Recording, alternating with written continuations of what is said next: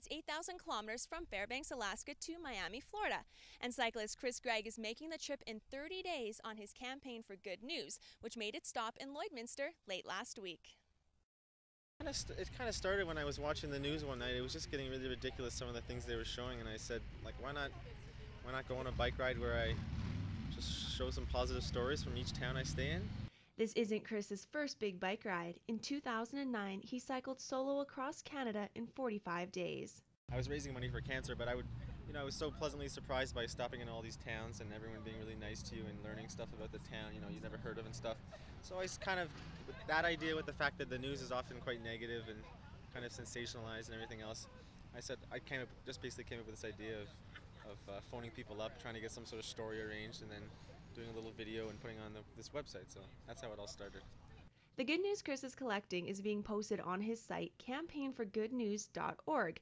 You can also see his progress in real time via GPS tracking. It's been pretty good. I'm getting a lot of people to the website. Like, I'm getting over 1,000 people a day checking, new people a day checking where I am on the website, and the stories have been pretty good.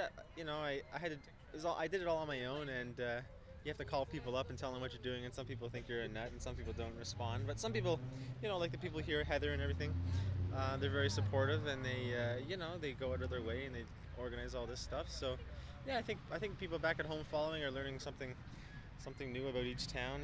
Like Lloydminster, they're gonna learn that it's on the border basically, and it's kind of a quirky little fact, right? So it's just fun stuff like that. The first story I did was pretty cool. I was in Fairbanks, Alaska, and they have a baseball game they play on the summer solstice on June 21st, and it starts at 10:30 at night. They have a baseball league in Alaska in the summer that's made up of like the NCAA college players that are all the all-stars, so they're all really good.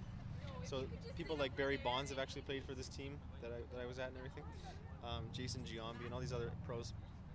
Anyway, they have this baseball game, and they play through the night without any lights, without any artificial lighting, right? Because the sun's up enough.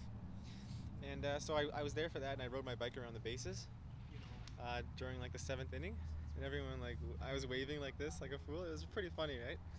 And so I just interviewed the coach of the team and stuff, and a few players, and just kind of talked about the baseball game. It's like a 110-year-old baseball game. So that was a pretty cool story. That was probably the coolest one, I'd say. Yeah. Riding several hours a day in the elements can be grueling, even for an optimistic cyclist.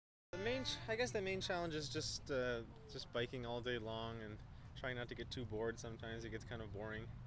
And the other thing is, after I'm done my biking, I have a little laptop with me, and I do all the web updates. Like, it's kind of a completely solo project. I kind of do everything on my own, kind of just to challenge myself and stuff. So I have a little laptop, and I have to upload everything. I have to upload the video, and so this takes time, because sometimes I don't get in until like 9 o'clock.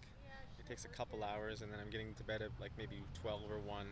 Then I have to get up by like 5 or 6 maybe, because I have to get on the road to get to the next place.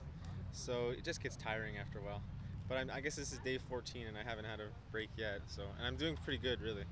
Like, nothing really hurts on my body, permanently or anything like that. So doing pretty good so far.